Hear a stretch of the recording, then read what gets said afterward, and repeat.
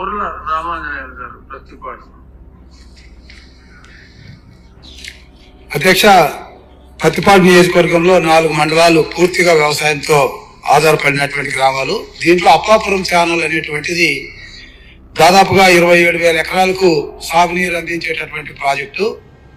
అయితే దీనికి చివరన ఉన్నటువంటి 5 గ్రామాలకి, ముఖ్యంగా కాకుమాను, పత్తిపాడు, వట్టి చెరుకూరు, పెదనందిపాడు మండలాల్లో చివరి భూములకు 5,000 ఎకరాలకు నీరు అందక పంటలు చివరి దశలో సరైనటువంటి క్రాప్ రాక రైతులు ఇబ్బంది పడేటటువంటి పరిస్థితిని దృష్టిలో పెట్టుకొని గతంలో చంద్రబాబు నాయుడు గారు దీనికి 10 కోట్ల రూపాయలతో ప్రతిపాదనలు చేయించారు.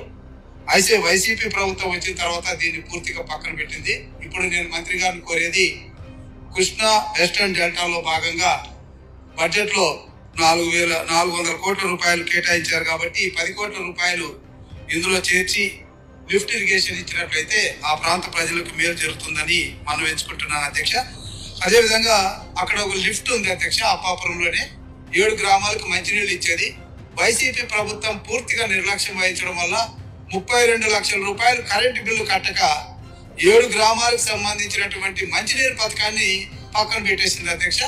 దాన్ని CPWS స్కీమ్ లో చేర్చమని తమ ద్వారా సంబంధిత మంత్రి గారిని కోరుతున్నాను అధ్యక్ష.